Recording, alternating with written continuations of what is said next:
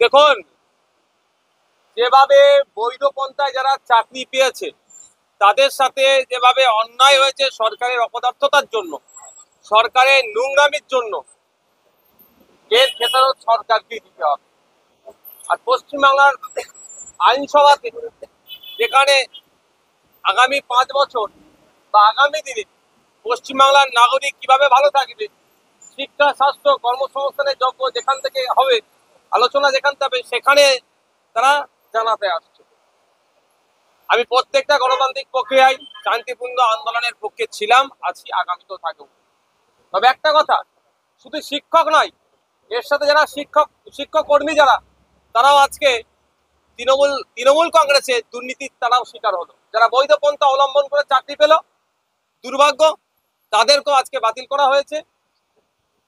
তাদেরকে 20,000 25,000 টাকা সাম্মানিক দেওয়ার যেটা হয়েছিল কোর্টের মাধ্যমে, সেটাকেও স্থগিত রাখতে বাধ্য হয়েছে। আজকে বিধানসভায় স্পিকার স্যারের মাধ্যমে রাজ্যের সংখ্যালঘু বিষয়ক ও মাদ্রাসা শিক্ষামন্ত্রীর দৃষ্টি আকর্ষণ করলাম, তাকে আবেদন করলাম যে পশ্চিমবাংলায় ওয়াকাফ ভারতবর্ষের দ্বিতীয় বৃহত্তম ওয়াকাফ সম্পত্তি পশ্চিমবাংলায় আছে। 1,43,000 একরের ঊর্ধ্বে সম্পত্তি পশ্চিমবাংলায় আছে, যার মধ্যে 25,000 একরের ঊর্ধ্বে সম্পত্তি এখনো বেহাত হয়ে আছে বা অবৈধ দখল হয়ে আছে। এই অবৈধ দখল মুক্ত করে সম্পত্তিগুলো যাতে ওয়াকাফ বোর্ডের হাতে তুলে দেওয়া যায় তার ব্যবস্থা করতে। এই বলার কারণটা হচ্ছে এটাই, 2011 সালের আগে তখন তৃণমূল কংগ্রেস বিরোধী আসনে বসতেন, তারা সেই সময় বলেছিলেন, মুসলিম সম্প্রদায়কে আশ্বস্ত করেছিলেন, প্রতিজ্ঞাবদ্ধ হয়েছিলেন যে ক্ষমতায় আসলে ওয়াকাফ সম্পত্তি উদ্ধার করব। ওয়াকাফ সম্পত্তি উদ্ধার করা তো দূরের কথা, ওয়াকাফ সম্পত্তি তৃণমূলের নেতারা লুট করে খাচ্ছে। এই অ্যাসেম্বলি হাউসে মন্ত্রী আছে, বিভিন্ন জেলার এমএলএরা আছে, বিভিন্ন কর্পোরেশনের কাউন্সিলররা আছে, বিভিন্ন এলাকার নেতারা তৃণমূলের, তারা ওয়াকাফ সম্পত্তি লুট করে খাচ্ছে। যাতে এইগুলো তাদের হাত থেকে কেড়ে ওয়াকাফ বোর্ডের হাতে তুলে দেওয়া হয়, তা সেই জন্য আজকে মেনশন করেছি। বলছি, মুখ্যমন্ত্রী আজকে যখন অফিস নিয়ে কথা বলছিলেন, তিনি বললেন সংখ্যালঘু সম্প্রদায়ের একাংশের মধ্যেও ক্ষোভ রয়েছে, এটা দিতে চলে গেছে, দুইটা এতে চলে গেছে, এটা কি আদৌ হচ্ছে? এবং মুখ্যমন্ত্রী অফিস নিয়ে যা বলবেন তার সঙ্গে কি আপনি সহমত? দেখুন, ঠিক যেভাবে মোদিজি অর্থাৎ কেন্দ্রের বিজেপি সরকার ওয়াকাফ সংশোধনী আইন 2025 নিয়ে এসে মুসলমানদের উপকার করার স্বপ্ন দেখাচ্ছেন, উপকারের নামে অপকার হয়েছে, ঠিক একইভাবে নতুন ওবিসি এ, ওবিসি বি রিজার্ভেশনের নামে মুসলমানদের অতটাই উপকার করেছে যতটা উপকার মোদিজি ওয়াকাফ অ্যামেন্ডমেন্ট অ্যাক্ট নিয়ে এসে করেছে। এই রিজার্ভেশনের নামে মুসলিমদেরকে সম্পূর্ণরূপে যারা আর্থিকভাবে দুর্বল তাদেরকে আরো ক্রমশ ঠেলে দেওয়া হয়েছে।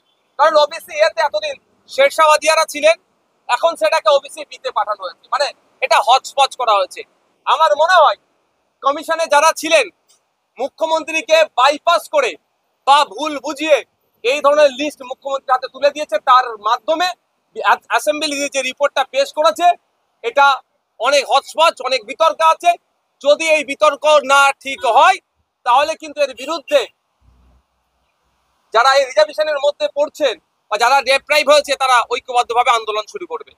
সেই আন্দোলনের ভয় পেয়ে হয়তো আজ তিনি বুঝতে পেরেছেন, সেই আজকে কিছুটা হলো প্রশমিত করার জন্য আজকে তিনি বকলমে স্বীকার করে নিলেন যে আমরা এটাকে নিয়ে সংশোধন করব, বা এই ধরনের তিনি একটা শব্দ প্রয়োগ করেছিলেন। মিসগাইড করেছে, বাইপাস করেছে, ওরে বাবা, তার প্রমাণ তো এটাই বললেন আজকে হাউসেতে।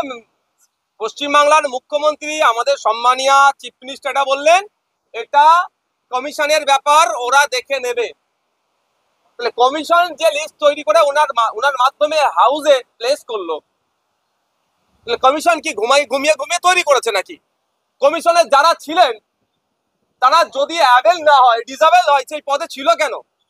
কমিশনে যারা থেকে এই লিস্ট তৈরি হয়েছে, আগামী দিনে তাদেরকেও ছাড়বো না, তাদের কাছে প্রশ্ন করব। যদিও আমি ওবিসি বির মধ্যে আসেনি, আমি জেনারেল ক্যাটাগরিতে আসছি, তারপরেও বলছি প্রকৃত যারা আর্থসামাজিক ভাবে পিছিয়ে যারা এ ক্যাটাগরিতে ছিল তাদেরকে ঠেলে বি ক্যাটাগরিতে পাঠানো হয়েছে। বি থেকে এতে আসতে পারে, তাতে আমি বিতর্কে আমি জড়াবো না, কিন্তু এতে যারা ছিল তারা কি এখন আর্থসামাজিক ভাবে তারা লেভেলে পৌঁছে গিয়েছে? সে পৌঁছায়নি। তাহলে তাদেরকে ঠেলে দেওয়া হলো কেন? কারা করেছে এটা? তাদের কাছ থেকে কিন্তু আগামী দিনে আমরা জবাব নেব। বিষয়টা নিয়ে কি আদালতে যাবেন? মানে মামলা তো চলছে সুপ্রিম কোর্টে, মুখ্যমন্ত্রীও বললেন। আলোচনা চলছে, যে সমস্ত জনগোষ্ঠীর সাথে এগুলো ডিপ্রাইভ হয়েছে তাদের প্রতিনিধির সাথে কথা বলছি, আরো বিস্তারিত আমরা জানছি। প্রাথমিক পর্যায়ে আমরা বিভিন্ন জায়গায় চিঠি চাপাটি করব, তাদেরকে জানাবো, কনসার্ন ডিপার্টমেন্টকে জানাবো, রাজ্যের অভিভাবিকা মুখ্যমন্ত্রীকে জানাবো এই এই জায়গায় ডিস্টার্ব হচ্ছে। যদি তিনি বা সেই দপ্তর দায়িত্ব নিয়ে এই সমস্যাগুলোর সমাধান করে নেয় তাহলে আইনি লড়াইয়ে যাওয়ার কোনো প্রশ্ন আসছে না। আর যদি তারা যে আমরা যেটা করেছি ঠিক করেছি, ভুলটাকেও ঠিকভাবে এস্টাবলিশ করার চেষ্টা করে, তখন আইনি লড়াই করতে হবে। শেরশাবাদিয়া যারা আছেন, আরো যারা জনগোষ্ঠী আছেন, যারা ডেপ্রাইভড হয়েছে তাদের হয়ে কথা বলতেই হবে। আমার সুবিধাটা যে একটু আগে দেখতে পেলাম চাকরি যারা হারা তারা আসছে বিধানসভাতে। তার আগে মুখ্যমন্ত্রী দিদির চলে গেলেন, আবার বিকেল 4টার সময় বিধানসভা রিটার্ন করলেন। মুখ্যমন্ত্রীকে এই যে পরিস্থিতি তৈরি হবে সেটার আগাম আঁচ পেয়ে তিনি বেরিয়ে গেলেন। এরিটা দেখুন, একটা কথা বলি, ওখানে প্রায় 1400 ঝুপুর মানে মানুষ, কেউ বলছে ঝুপুরপট্টি, কেউ বলছে দোকান পুড়েছে। সরকারের কাউন্সিলর জনপ্রতিনিধি বলছে নাকি আবার 400 জন। এই সংখ্যানেও বিতর্ক আছে। সেখানে একটা বড় ইনসিডেন্ট ঘটে গিয়েছে, স্বাভাবিকভাবে রাজ্যের মুখ্যমন্ত্রী সেখানে যাবেন। তবে যে চাকরি 26,000 চাকরি বাতিল নিয়ে যে ডামাডোল হয়েছে, এই দায়ভার আমার রাজ্যের মুখ্যমন্ত্রী কোনোভাবে এড়িয়ে যেতে পারেন না। তিনি বারবার বলেছিলেন আমাদের কাছে plan A, plan B, plan C, plan D পর্যন্ত আছে। তারপরেও কেন আমাদের রাজ্যের যারা বৈধ পন্থা অবলম্বন করে চাকরি পেল তাদেরকে আজকে চাকরি হারাতে হলো বা তাদের কাছে আন্দোলন করতে হচ্ছে? মানবিক মুখ্যমন্ত্রী গ্রুপ সি গ্রুপ ডি এর জন্য আলাদা করে ভাতার ব্যবস্থা করে দিয়েছিলেন, কিন্তু এখন তাদের ডিমান্ড, যে সমস্ত বৈধ শিক্ষাগুলো চাকরি পেয়েছে, ডিমান্ড এখন অল্প কয়েকটা ডিমান্ড। তার মধ্যে একটা ডিমান্ড হচ্ছে যে ফর্ম ফিল আপ শুরু হচ্ছে ওটাকে 1 মাস পিছিয়ে দেওয়া হোক। তাহলে মানবিক মুখ্যমন্ত্রী 1 মাস পিছাতে পারছেন না কেন? 1 মাস পিছিয়ে যদি, কারণ তারা কারণ হিসাবে দেখাচ্ছেন যে আপনার রিভিউ এর জন্য পিটিশন করা হয়েছে সুপ্রিম কোর্টে, তাহলে 1 মাস পিছিয়ে দিই, সমস্যা কোথায়? বলেছে এই বিষয়টা আমাকে বলেছে আমি বিষয়টা অ্যাসেম্বলিতে তুলবো। তারা একাধিক আন্দোলনকারী অসুস্থ হয়ে পড়ছে। তাদের সুস্থতা কামনা করি। তবে একটা কথা, অসুস্থ হয়ে দ্রুত সুস্থ হয়ে আবার ফিরে আসুন। অসুস্থ হয়ে ঘরে চলে গেলে হবে না। যদি নাইকে পেতে চাই একদম রাস্তায় থাকতে হবে, তাহলে নাই পেতে পারে, না হলে পাওয়া দুষ্কর এই সরকারের আমলে। মুখ্যমন্ত্রী আজকে অধিবেশন হাউসের ভেতরে পুশব্যাক কথাটা বলেছেন এবং সম্প্রতি দেখা গেছে বাংলার বার্তা এবং মুর্শিদাবাদে দুজন পরিযায়ী তারা মহারাষ্ট্রে গেছিলেন এবং মুম্বাইতে গেছিলেন এবং মহারাষ্ট্র পুলিশ তাদের বাংলা ভাষায় কথা বলার কারণে পুশব্যাক করে বাংলাদেশে পাঠিয়েছে। বাংলা ভাষায় কথা বলাটা একটা অপরাধ। চরম অন্যায় করেছে আমাদের ভারতবর্ষের পশ্চিমবাংলা দুজন নাগরিককে যেভাবে অবৈধ পন্থা অবলম্বন করে দেশের নাগরিককে বিদেশি ঘোষণা করে দেশের বাইরে বিতাড়িত করার চেষ্টা করছে। আমরা তীব্র নিন্দা ধিক্কার জানাচ্ছি। মুখ্যমন্ত্রী শুধু বিধানসভার মধ্যে দাঁড়িয়ে পুশব্যাক করেছে কেন, এই নিয়ে চর্চা তো করবেন উনি, ওরা রাইট আছে। সাথে সাথে আমাদের দেশের কনসার্ন ডিপার্টমেন্টের সাথে কথা বলে জবাবদিহি করা দরকার, কড়া ভাষায় বলা দরকার যে পশ্চিমবাংলার মানুষ বাংলায় কথা বললে, ত্রিপুরার মানুষ বাংলায় কথা বললে তাদেরকে কোনো মতেই যে বাংলাদেশি বলে দেখে দেওয়া হচ্ছে এটা বন্ধ করতে হবে। এই পুশব্যাক এই বলে পশ্চিমবাংলা নিরীহ নাগরিককে চমকানো, ধমকানো, আতঙ্কে রাখা বন্ধ করতে হবে। এটা কড়া ভাষায় মুখ্যমন্ত্রীকে জবাব দিতে হবে। শুধুমাত্র এখানে অ্যাসেম্বলিতে বলে চুপ করে গেলে হবে না। দেখুন, এই বিষয়ে দেশের রাষ্ট্রপতির কাছে আমি জানাবো। অলরেডি প্রিপারেশন চলছে যে এই ধরনের ঘটনা ঘটছে, বাংলা ভাষায় যারা কথা বলছে বিভিন্ন রাজ্যে তাদেরকে বাংলাদেশি বলে দমন পীড়ন হচ্ছে। কদিন আগে দেখছিলাম সেই সমস্ত স্টেটের পুলিশ তাদেরকে ডিস্টার্ব করছে, কোনো জায়গায় মারধরের শিকার হচ্ছে, এখন আবার দেখছি পুশব্যাক করা হচ্ছে। এটা বন্ধ হওয়া দরকার।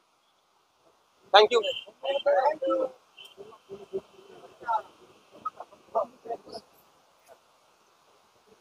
নার্সিং হোম, এখানে অভিজ্ঞ ডাক্তার দ্বারা normal, caesar, high risk pregnancy, delivery সহ সমস্ত অপারেশন সুলভে করা হয়। Doctor Kalidas Ghosh MBBS, MD gynae, DNB, FICOG অভিজ্ঞ প্রসূতি ও স্ত্রীরোগ বিশেষজ্ঞ, কোর্ট রোড, আরামবাগ বাস স্ট্যান্ডের সন্নিকটে। যোগাযোগ নম্বর 7384893374 অথবা 9153144650 অথবা 7001653381।